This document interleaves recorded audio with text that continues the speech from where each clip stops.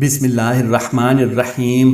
نہایت ہی محترم اور معزز مسلمان بھائیوں اور بہنوں، السلام علیکم ورحمۃ اللہ وبرکاتہ۔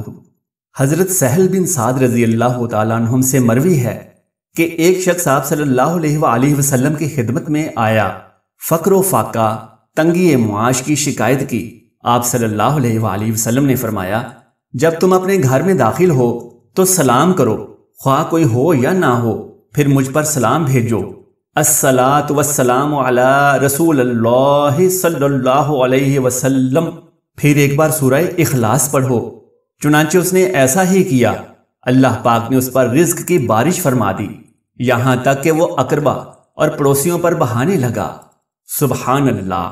حسبی ربی جل اللہ ما فی قلبی غیر اللہ نور محمد صلی اللہ لا الہ الا اللہ۔ حسبی ربی